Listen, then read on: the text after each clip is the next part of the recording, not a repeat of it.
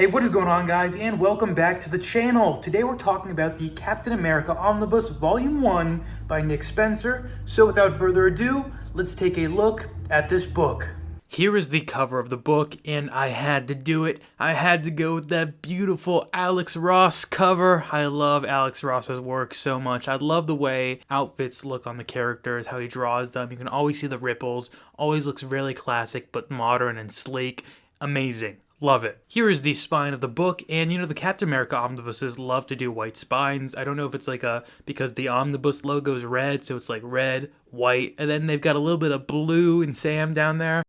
And here's the back of the book where we've got our lovely Dickens reference in A Tale of Two Caps. Okay, so first of all, this omnibus collects Captain America's Sam Wilson 1 through 17, Captain America's Steve Rogers 1 through 11, Avengers Standoff Welcome to Pleasant Hill number 1, Avengers Standoff Assault on Pleasant Hill Alpha number 1, Avengers Standoff Assault on Pleasant Hill Omega number 1, Civil War II The Oath number 1, and material from Free Comic Book Day 2016 Captain America number 1. Alright guys, let me get this out of the way so that, if you really hate this opinion, you can click off of the video or you can leave me a really mean comment. But I have to say, this is my favorite Captain America omnibus, and yes, that means I like this better than the very critically acclaimed Ed Brubaker omnis. The Ed Brubaker run is great, don't get me wrong, it does political spy thriller and it does it really well, but I enjoyed this much more and I'll tell you why. First of all, I really just like Sam as a character, and giving him this mantle of Captain America makes for a really interesting story, and something that stood out to me in Nick Spencer's run is the way that it tackles such contemporary issues and themes and things that we're dealing with head on. I mean, you will notice the story really does dive into political and social issues that are dividing our nation right now, and it does so in a way where it doesn't really shy away from the complexities and nuances of those things. Also, please recognize when I say our nation, I am specifically talking about America because I'm from America and this book takes place in America and it deals with very American issues, but I realize a lot of you guys are not from America,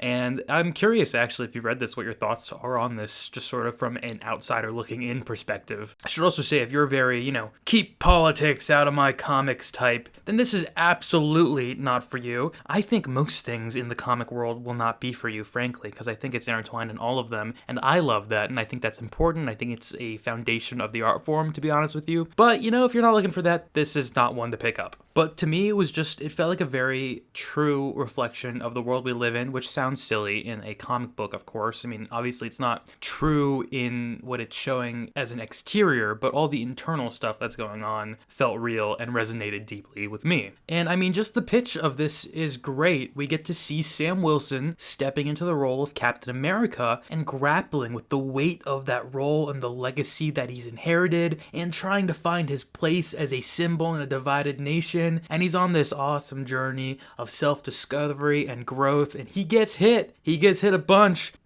physically, metaphorically, but he gets back up, and it adds a layer of depth to the character that, like I said, I just find it incredibly compelling. Now, I have an urge to say that I've not read too many Captain America runs or books, but frankly, at this point, I have read a bunch of Captain America. He's just not too much a character where I get really invested in and want to learn all about the lore and just go on really deep dive reading sessions.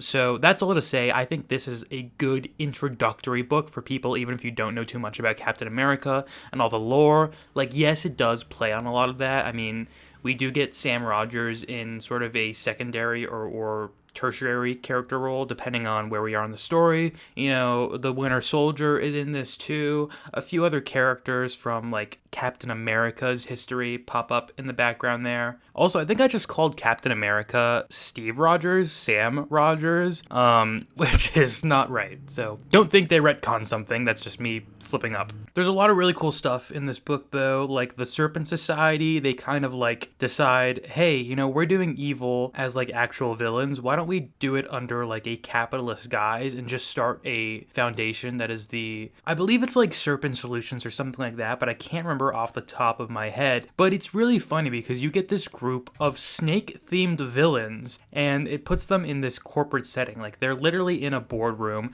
which is the strangest place to see these snake-themed villains, as I said, and it's just so fun. And honestly, something that happens in this book is the return of Cap Wolf, and for those who don't know, it is just this point in Captain America history where Captain America was turned into a wolf, and something similar happens to Sam. So we again get Wolf Cap, and he's actually in this boardroom scene. So as Cap Wolf Sam, he's like trying to negotiate with the Serpent Society, and it just looks insane on the panel, and I love it. It's also just, I like the thought that went behind that, because it's this cool way to show how these classic villains can be repurposed and integrated into modern storytelling in a very contemporary way where you can explore, today's societal themes and challenges. I don't know, and it's not that that's necessary for every like classic iteration of a villain. Like, yeah, you can still have them just be a classic villain, but when you slant things sometimes like this, it leads for cool storytelling opportunities. Huge part of the story is all of the Pleasantville stuff, and what Pleasantville is basically, and I'm going to go into this without spoilers, so I'm going to be a little vague about it, but it is S.H.I.E.L.D.'s secret prison that they have running in this neighborhood, and it is because they're using something that has magical properties to,